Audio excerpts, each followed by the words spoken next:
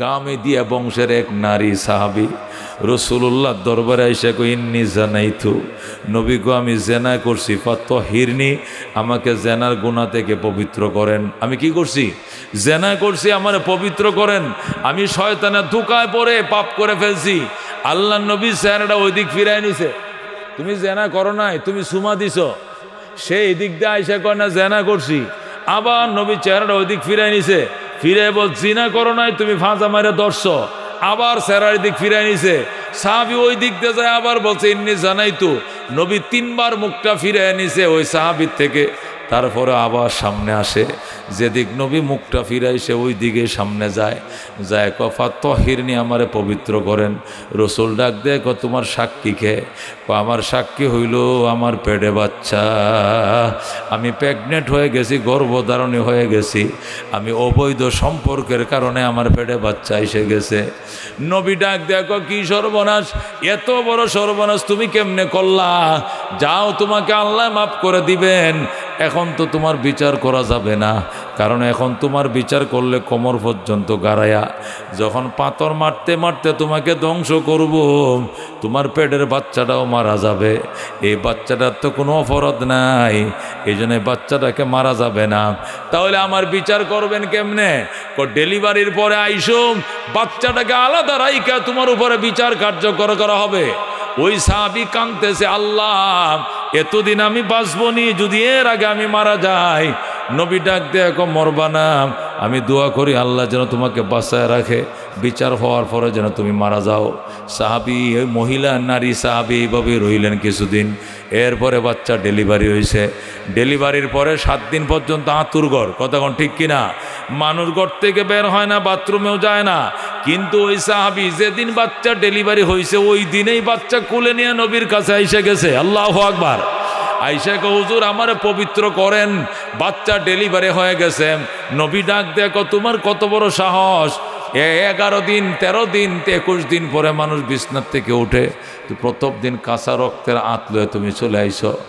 হুজুর আমি যদি মারা যাই আমার উপায় নাই, এই জন্য আমার জেনার থেকে পবিত্র করেন। আল্লাহর হাবিব কহাই রে তোদের ইমান যে কত শক্তিশালী আজকে বুঝলাম। জোরে কর আল্লাহু আকবার।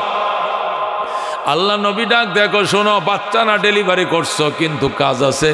এই বাচ্চারা তোমার কাছে 30 মাস দুধ পান করবে। কয় মাস? 2.5 বছর পর্যন্ত দুধ পান করবে।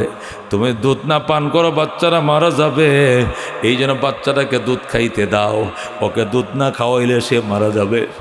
সাহাবিয়া ঘরে গিয়েছে, বাচ্চাকে দুধ পান করাইয়া বড় করাইবে, দুধ ছাড়াইবে, এরপরে আসবে। যাইয়া 6 মাসের ভিতরে দুধ ছাড়াই দিছে। আল্লাহু আকবার। বাচ্চারা দুধ খায় 30 মাস। কয় মাস? 2.5 বছর দুধ পান করে। এই বাচ্চা মাত্র 6 মাসের ভিতরে দুধ ছাড়াই দিছে। তার মা তাকে রুটি খাওয়ানো শিখাইছে। একটা সিরা রুটি হাতে দিয়া নবীর দরবারে বাচ্চাটারে কোলে নিয়ে আইছে। এখন আর মার দুধের উপর নির্ভর নয়, এখন আর দুধ খাওয়ান লাগতো না। আমার বিচার করেন, পবিত্র করেন, এখন আমার বিচার কার্যকর করতে পারবেন। সুবহানাল্লাহ। দোস্ত, আল্লাহ নবী ডাক দেখো, মা তোমার বাচ্চাটা রুটি খাইতে শিখছে, কথা সত্য, কিন্তু এই বাচ্চাটাকে আদর করে লালন পালন করবে কে? বাচ্চারা ডাইন কোলে প্রস্রাব করলে বাম কোলে নিমা, বাম কোলে প্রস্রাব করলে ডাইন কোলে নাও, ডাইন কোলে প্রস্রাব করলে বুকের উপর নাও, এরপরে খাতা বদলাও, বালিশ বদলাও, এরপরে মাটিতে ফেলো না। এই মায়ের আদর তোমার সন্তান পাবো না। এই জন্য তুমি আরো পরে আইসো, বাচ্চারা বড় হোক, বড় হোক, এছাড়া তোমাকে বিচার কার্যকর করা হবে না। মহিলা কান্দে, নবী গো এর আগে যদি আমি মারা যাই কি উপায় হবে? মহিলাটা বলতেছে, আপনারা কারা গো? আপনাদের মধ্য হতে এমন দরদি কি কেউ আসেননি? আমার বাচ্চাটাকে লালন পালন করে দিবেন কেউ আসেননি? আমার বাচ্চাটা পালক পুত্র হিসাবে নিয়ে যান। আমি আমার বাচ্চাটাকে, যারা সন্তান নাই এমন কেউ থাকলে নিয়ে নেন, পাইলা দিয়েন, আপনাকে দিয়ে গেলাম চিরদিনের জন্য। তখন একজন আনসারি লোক দাঁড়াইছে, দাঁড়ায় বলতেছে, রসুল গো আমার সন্তান নাই, আমি এই সন্তানটাকে আমার পালক পুত্র বানাবো, আমারে দিয়ে দেন। আল্লাহ নবী তখন এই বাচ্চাটা ওরে দিয়ে দিছে, আনসারি নারী বা পুরুষকে দিয়ে দিছে। দেওয়ার পরে এবার সাহাবী বলতেছে, রসুল গো এখন তো আর বাচ্চা নাই, একজনের নিয়ে নিছে, আমি মাও দিয়ে দিছি, এখন আমার বিচার কার্যকর সম্পন্ন করেন, কার্যকর করেন। ও দুস্থ, আমরা তো পাপ করে পলাইতে চেষ্টা করি, আর ওনারা পাপ করে তওবার জন্য কেমনে সামনে আসে দেখেন। এরপর আল্লাহ নবী মেয়েটাকে নিয়ে মরুভূমিতে গেলেন, যেখানে বিচার কার্যকর করো সেখানে নিয়ে গেলেন, নিয়ে কোমর পর্যন্ত গাড়াইলেন, গাড়ায় মাটি দিয়ে ভালো করে হিলাইলেন, হিলাইম কোমরটা আটকাইছে যাতে দৌড় দিতে না পারে, হাতগুলো পিছন দিয়ে নিয়ে আটকাইলেন, পাতার মধ্যে ক্যাপ পরায় দিলেন। এরপরে বললেন, এই নারী, তোমার উপরে বিচার কার্যকর করা হচ্ছে। চারদিকে গর্তের চারদিকে সাহাবায়ে কেরাম দাঁড়াইছে, দাঁড়ায় বৃষ্টির মতো পাথর মারা শুরু করছে। পাথর মারতে মারতে ধ্বংস করে দেবে, এটা হইল তার ইসলামের বিচার। ইসলামী হুকুমতের দেশে এটা হইল বিচার। পাথর মারা শুরু করছে চারদিক থেকে, বৃষ্টির মতো পাথর পেটে ফিটে বুকে পড়তেছে। আর মহিলা বলতেছে, আল্লাহ আমারে শহীদ করে দাও, বিচার করে আমাকে মেরে ফেলো, তবু আমি জাহান্নামে যাইতে পারবো না। একটা বার বলে না আমি পারবো না, একটা বার বলে না আমার মাইরো না, বলতেছে মারো, আরো জোরে মারো। এই যে পাথর মারতেছে, হযরত খালিদ বিন ওলীদ রাদিয়াল্লাহু তাআলা আনহু, উনি ইদানিং নতুন মুসলমান হইছে, তিনি আইসে রাসূল এই যে পাথর মারতেছে, এই পাথর মারার মধ্যে সওয়াব আছে নি? রাসূলকে অবশ্যই সওয়াব আছে। খালিদ বিন ওলীদ রাদিয়াল্লাহু তাআলা আনহু এত বড় একটা পাথর লয়ে এসেও মারা দিছে।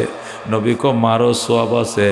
যখন শুনছে খালিদ সোয়াব আছে, তখন বড় একটা পাথর লয়া ঠিক মাথাটার মধ্যে টাস করে মারছে।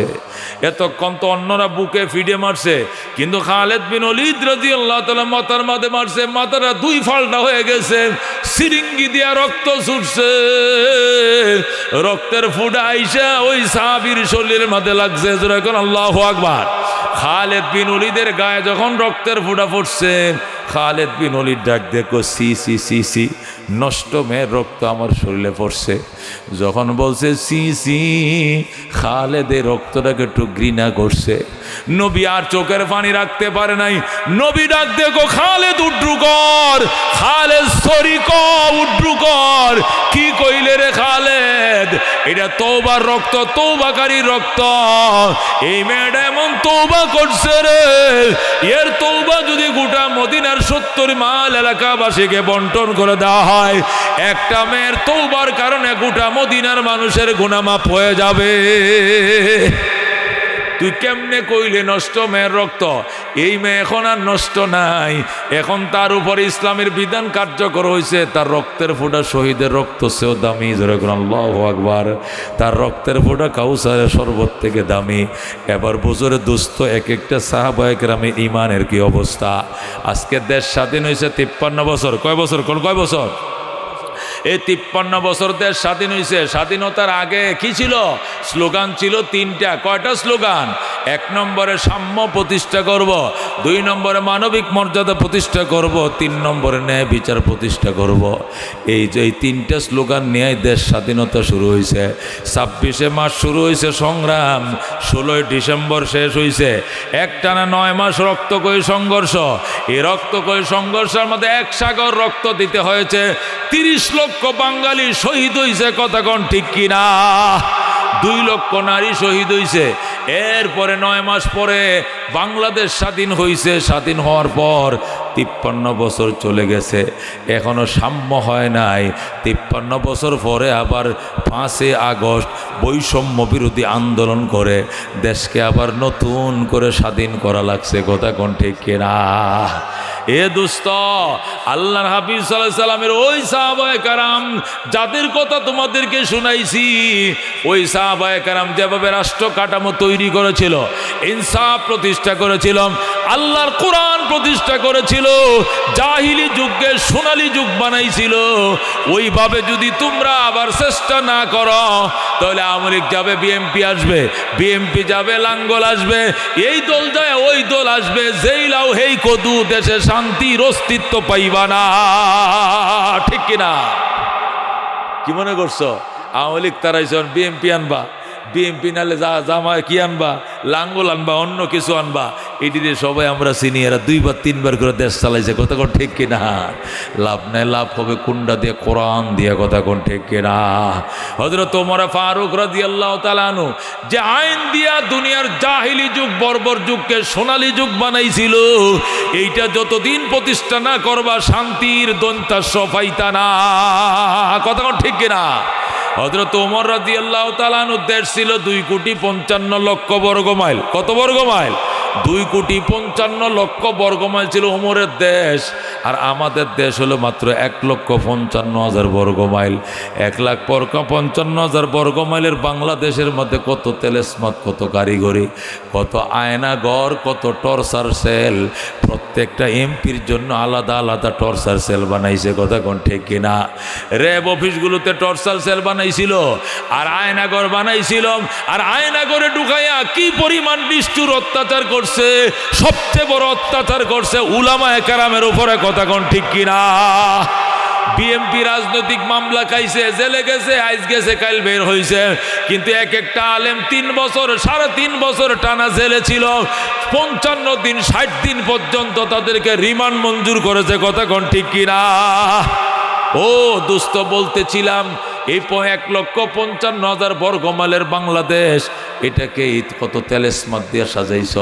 অথচ হযরত ওমর রাদিয়াল্লাহু তাআলা আনহু 2,55,00,000 বর্গ মাইলের পৃথিবী এত সুন্দর করে সাজাইছিল। ওমর মদিনায় শুয়ে রইছে, সেখান থেকে 1,500 মাইল পশ্চিমে আফ্রিকার জঙ্গল থেকে সিংহ আর হরিণ পানি পান করতে আইছে নদীর ঘাটে। সেখানে পানি পান করতে আইসাও সিংহ হরিণের দিকে তাকায় না, হরিণ ও সিংহর দিকে তাকায় না, যে যে দিক থেকে আইছে ওই দিক চলে যায়।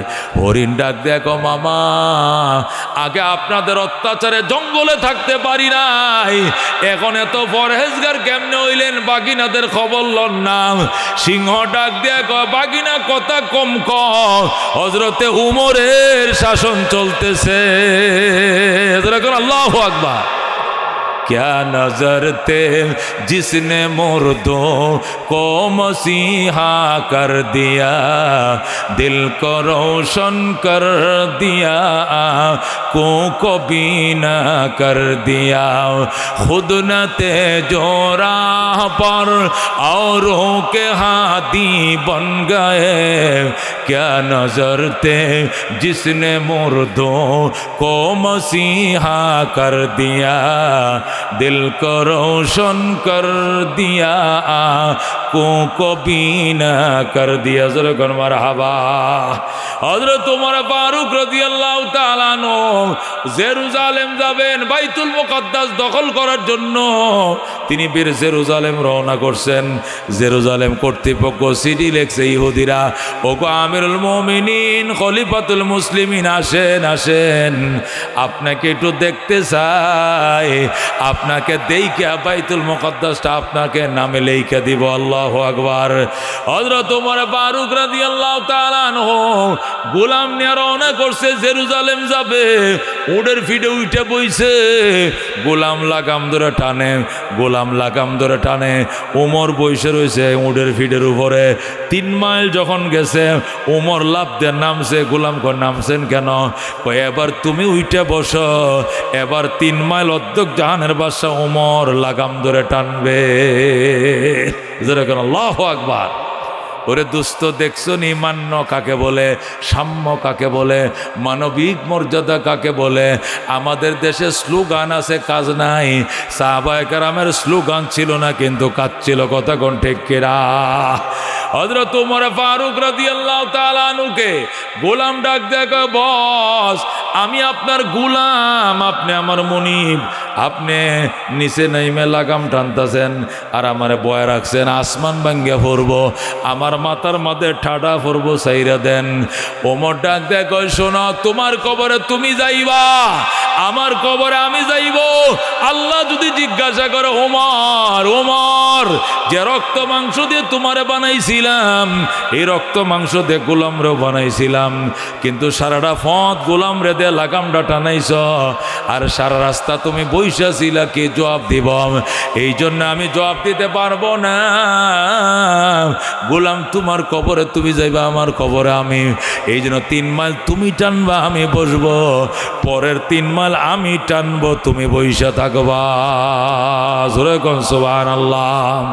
মনের মাঝে শুধু এই বেদনা, আসবে কবে সেই সূর্য সে না, যারা করবে জারি কোরআনে যে ধরায়, যারা করবে জারি কোরআনে যে ধরায়, যাদের অভাবে আজ এই হতাশাম পূরণ করিবে যারা জাতির আশা, তাদেরই পথ চেয়ে আমি অসহায়, করব জারি কোরআনে যে ধরায়, যারা করবে জারি কোরআনে যে ধরায়। মনের মাঝে শুধু এই বেদনা, আসবে কবে সেই সূর্য সে না, যারা করবে জারি কোরআনে যে ধরায়। জোরে কর মারহাবা। এ দুস্ত বলতেছিলাম, এক একটা সাহাবায়ে কেরাম সাম্য কাকে বলে, মানবিক মর্যাদা কাকে বলে, হাতে কলমে দেখা দিছে, আঙ্গুল দিয়ে গুতায় দেখাইছে, শিখাইছে। এই জন্য সাহাবায়ে কেরামের যুগকে সোনালী যুগ বলা হয়। কথা কোন ঠিক কিনা? আল্লাহ ডাক দেয়া কদা রাব্বুকা, আমার বন্ধু আপনার রবের সিদ্ধান্ত 2টা। কথা কোন কয়টা? জোরে কোন কয়টা? আপনার রবের সিদ্ধান্ত হলো 2টা। 1 নম্বর সিদ্ধান্ত হলো আল্লাহ তা'বুদু ইল্লা ইয়া, ইবাদত চলবে, হুকুম চলবে, আইন চলবে একমাত্র কার? জোরে কোন কার? আইন চলবে একমাত্র কার? 2 নম্বর ওয়াবিল ওয়ালিদাইনি ইহসানা, খেদমত চলবে মা বাবার। খেদমত চলবে কার? আইন চলবে আল্লাহর, খেদমত চলবে মা বাবার। কার খেদমত চলবে? মা বাবার। আল্লাহ বলেন, ইম্মা ইয়াবলুগান্না ইনদাকাল কিবারা আহাদুহুমা আও কিলাহুমা ফালা তাকুল লাহুমা উফিন ওয়ালা তানহারহুমা ওয়া কুল লাহুমা কাওলান কারীমা ওয়াখফিদ লাহুমা জানাহাজ যুল্লি মিনার রাহমা ওয়া কুর রব্বি রহমহুমা কামা রব্বায়ানি সগীরা। বল আল্লাহু আকবার। আল্লাহ বৃদ্ধকালে যদি মা বাবার একজনকে পাও অথবা উভয়জনকে পাও, মাও বাইচে আছে বাবাও বাইচে আছে, আল্লাহ উফ শব্দ করবা না, প্রতিবাদ করবা না, নরম নরম কথাগুলো মা বাবার সঙ্গে বলবা। আল্লাহু আকবার। মা বাবার জন্য 2টা হাত আমি আল্লাহর দরবারে পাইতে দিবা, এইভাবে ভিক্ষুকের মতো, আর বলবা রব্বি রহমহুমা কামা রব্বায়ানি সগীরা। ইয়া আল্লাহ, আমার মা বাবা ছোটকালে আমাদের প্রতি যেরকম দয়া আর মায়া করেছিল, তুমিও গো আল্লাহ আমার মা বাবার প্রতি এমন দয়া মায়া করো। জোরে করো আল্লাহু আকবার। আল্লাহ নবী বলেন, হুমা জান্নাতুকা ওয়া নারুকা, মা বাবাই তোমার জন্য জান্নাত, এই মা বাবাই তোমার জন্য জাহান্নাম।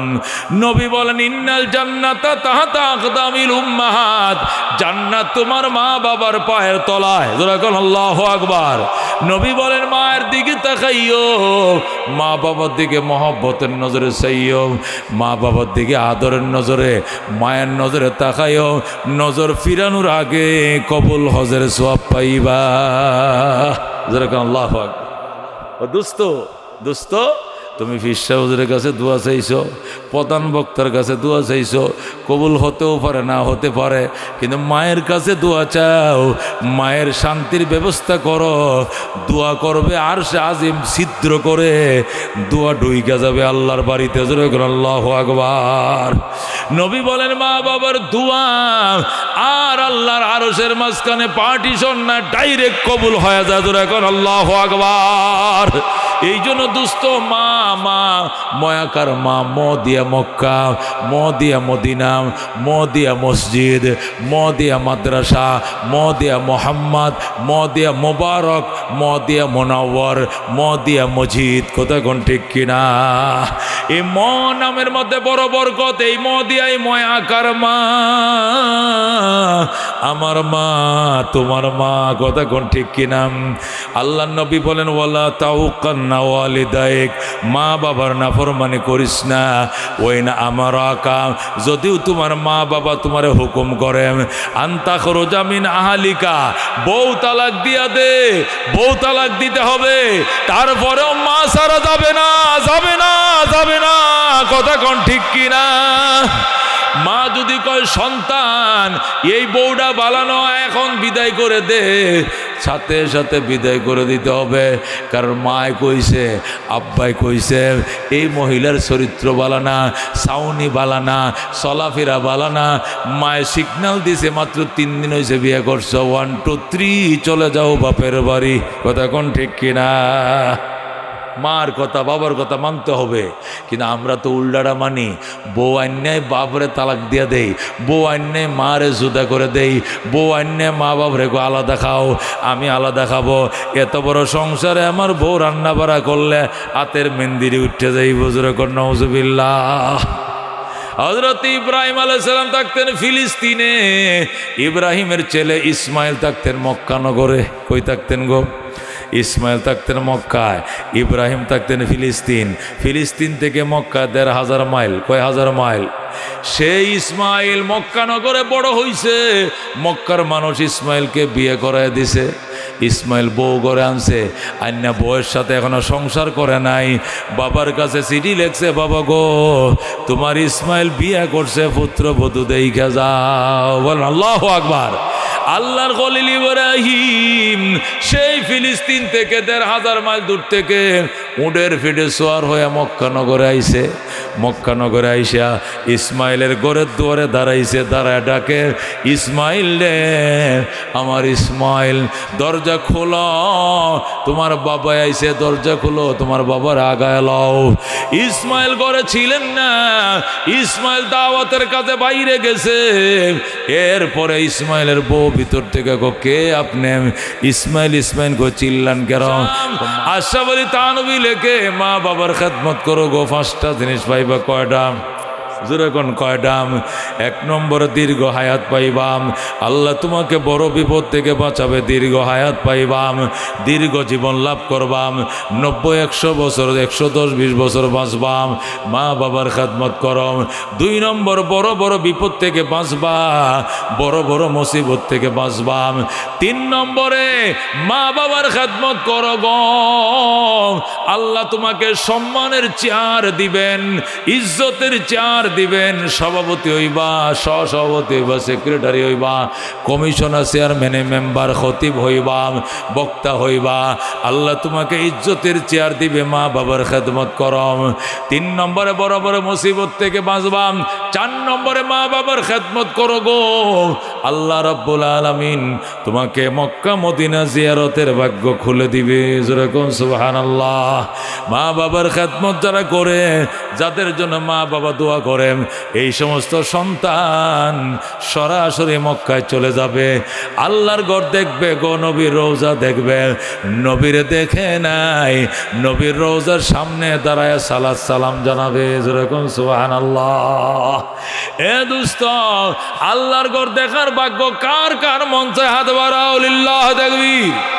আল্লাহ যেন তার ঘর দেখার তৌফিক দে, নবীর রওজা দেখার তৌফিক দে। জোরে কোন আমিন। আব্দুল আলিম গান গাইতো, কি গান? মুর্শিদি গান গাইতো।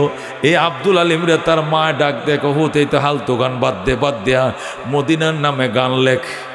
লেখলে কি হইব? আমি মা দোয়া করি এক গানেই তুই মদিনায় যাইবি, যেরকম আল্লাহু আকবার। তখন আব্দুল আলিম মায়ের কথা মানতে গিয়া গান লেখছে, মনে বড় আশা ছিল যাব মদিনায়, মনে বড় আশা ছিল যাব মদিনায়। কাফেলাতে কে যাও তুমি, কে যাও বেয়ে তোরি অবাই, সঙ্গে নিয়ে যাইও মুরে খানি কৃপা করি, সঙ্গে যদি না লাও মুরে গিয়ে মদিনায়, এই গরিবের সালাম দিও মদিনার বাদশাহ। আমার আশাতে সম্বল নাই, করি কি উপায়, মনে বড় আশা ছিল যাব মদিনায়। সুবহানাল্লাহ। এই আব্দুল আলিম এই পাগল মদিনার নামে গান লেখছে, মার দোয়া পাইছে, সোজা গেছে মদিনায়। কার যাইতে মন চায় হাত বাড়ান। मैं जिंदगी में एक बार मदीना जाओ, मैं जिंदगी में एक बार मदीना जाओ, मदीना जाओ कभी लौट ना आओ, मैं जिंदगी में एक बार मदीना जाओ। आए खुदा मेरे सामने सफ़र को आता कर, इस फानी दुनिया से मेरे दिल को जुदा कर। आए खुदा मेरे सामने सफ़र को आता कर, इस फानी दुनिया से मेरे दिल को जुदा कर। सलातो सलाम, सलातो सलाम आगे जुदाई को बुझाओ, मैं जिंदगी में एक बार मदीना जाओ, मैं जिंदगी में एक बार मदीना जाओ। जिस गुंबद खुजरा में नबी सोई हुई है, जिस गुंबद खुजरा में नबी सोई हुई है, इस खाक के जाने नसर मेरे दिल हुई है। दरबार नबी, दरबार नबी आज मैं जीता रहा हूँ, मैं जिंदगी में एक बार मदीना जाओ, मदीना जाओ कभी लौट न आओ, मैं जिंदगी में एक बार मदीना जाओ। ज़रकुन मरहबा। খাজা মঈনুদ্দিন চিশতি আজমিরির গজল এটা, খাজা সাহেবের গজল এটা। এই গজল যেদিন গাইছে ওই দিন সকালবেলায় হযরতে খাজা উসমানে হারুনি মঈনুদ্দিনকে নিয়ে মক্কার উদ্দেশ্যে রওনা করে দিছে।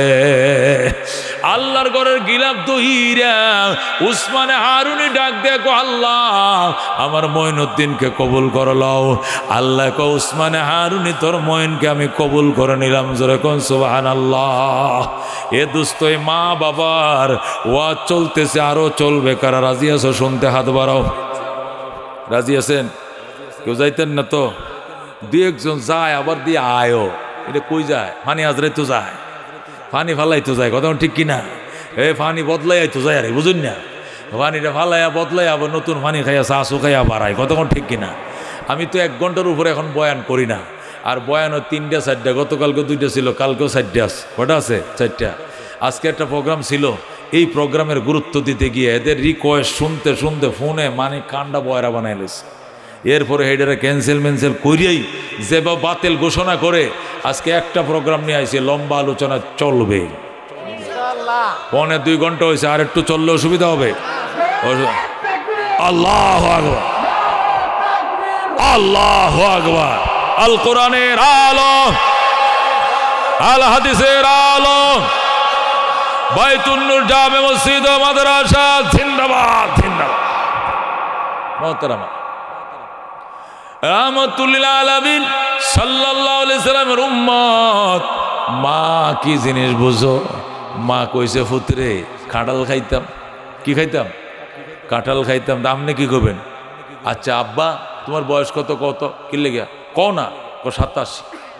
ইন্নালে 87 বছর একটা বুড়া মানুষ। আচ্ছা আব্বা তোমার শরীরকে বাতাসে ফাঁকছে না বয়সে? বয়সেই তো ফাঁকছে। তাহলে এখন তো মাত্র কাঁঠালের মসজিদ হচ্ছে, তুমি এখন কাঁঠাল চাইলে কাঁঠাল কই পাবো? এই ওয়াজটা কি বাফারে করণ যাব? এই লেখাপড়াটা বাফারে হিরো ওইলাস থেকে স্কুলে ভর্তি করণ যাব? কি করতেইব? বাবা কাঁঠাল খাইতে মন চাইছে, চিন্তা করো না বাবা, টাকা না থাকলে চামড়াটা বেচবাম, যে দেশে পাই এই ফেস থেকে আনবো, আমি এখনই বাইরে দেশ। সকালবেলায় ফার্স্ট টিপ 3:30 স্যার আলমে এশিয়া লাভ দিয়ে আলমে এশিয়া উঠবো, 3:30 7টা টাকা পৌঁছায় দিবে। আমি বাইতুল মোকাররম উত্তর গেট যাব। বাইতুল মোকাররম উত্তর গেটে আজাদ প্রোডাক্টসের সামনে 5-6টা দোকান আছে। আপনারা মনে রাখুন যে এখানে সারা বছর কাঁঠাল পাওয়া যায়, আম পাওয়া যায়। যেরকম আল্লাহু আকবার। এখনও মালয়েশিয়ার কাঁঠাল পাইবেন, থাইল্যান্ডের আম পাইবেন, এখনও পাইবেন। যেরকম আল্লাহু আকবার। কিন্তু একটা কাঁঠাল 200 টাকার জিনিস 2000 টাকা লাগবো, কয় হাজার টাকা লাগবো, কিন্তু পাইবা। তুমি বলবা মা ও আমার বাবা কাঁঠাল খাইতে মন চাইছে, দোয়া করো। রাতটা ফোয়া কোনো মতে শেষ রাত্রে উঠেই দৌড়ায় গেছে আলমে এশিয়া, ফাল দিয়ে উঠছে আলমে এশিয়া। 4টে বাজে মৌসিং মোড় ফারোয়া, 5টার মাঝে মাওনা ফারোয়া, 6টা চৌরাস্তা ফারোয়া, 7টায় ঢাকা ঢুকে গেছে মহাকালী। সিএনজি রে কয় যাইবি বাইতুল মোকাররম? কয় জামু। আপ ডাউন লইছে লইয়া কত কাঁঠাল, এত বড় কাঁঠাল। কয় 2000 টাকা। 1800 দিবিনি? কয় কম নাই। 2000 টাকা দিয়ে কিনা এ কাঁঠাল লই আবার সেকেন্ড টিপ ধরছে, ধরে বিকালের মধ্যে আইছে। আয়া বালুকজান ডাক দেখো মা আয়ো তোমার লাগে কাঁঠাল আনছি। মা কইব বউ কই গো কাঁঠালটা ভাঙ্গা দাও, 2টা কোষ খাইতাম মন চাইছিল। 2টা কটা? মা তো 2টা কোষ খাইতাম। 2টা কোষ খাইয়া মায় কয় খাইছি, কলিজা সত্য হয়েছে রে ফুত। এবার বাকিটি নাতিপতি সবাই তোরা বউ বাচ্চা মিল্লা খা। ব্যাগটা কি মায় খাইবনি? সবটা বাবাই খাইব না। 2টা কোষ খাইবে, 3টে কোষ খাইবে। খায় বল কলিজার সদ্য। যেই কইছে কলিজারা সদ্য, আল্লাহ কব মা তোরটা তো শুধু সদ্য হয় নাই, আমার আরশে আজিম শুদ্ধ সদ্য হয়ে গেছে। কলুবুলা রিফিনা লাহা উয়ুনুন তারা মা লা ইয়ারাউনান নাযিরুনা। মা যদি ডাক দাও ফুতরে, আর তুমি যদি নফল নামাজেও থাকো, নিয়ত ভাঙ্গিয়া বলতে হবে মা কি কইছো। যদি ফরজ নামাজে থাকো নিয়ত ভাঙ্গা লাগতো না, কিন্তু নফল নামাজে থাকলে নফল নামাজের নিয়ত ভাঙ্গিয়া জব দিতে আম্মা তুমি আমার ডাকছিলা কেরে, আমি নিয়ত বনছিলাম নামাজ পড়ার জন্য, ডাইকো না মা আমি নামাজটা পড়ে লই। বলতে হবে মা আমি নফল নামাজের নিয়ত ভাঙ্গিয়া ফেলাইছি তোমার জন্য। এত দামি মায়ের ডাক, জোরে কোন আল্লাহু আকবার। এ বন্ধু মারে যদি খুশি করে চলতে পারো, ম্যানেজ করে চলতে পারো, পায়ের সাথে সম্পদ বাদ যাইব, সাইয়াদ দিব সোনা হয়ে যাইব। আর মারে যদি ম্যানেজ করে চলতে না পারো, টাকা কামাইবা বলদের মতো, সোনায় হাত দিবা ছাই হয়ে যাবে, কই যাইবে টাকা, আগামাতা পাইতা না, টাকার কোনো খায়ের বরকত পাইবা না, হায়াতের খায়ের বরকত পাইবা না। আর মা যদি দোয়া করে টাকা কামাইবা, আরো 10 গুণ বরকত দিয়ে আল্লাহ মালামাল করবে, এত খরচ করবা টাকা ফুরাবে না। যেরকম সুবহানাল্লাহ।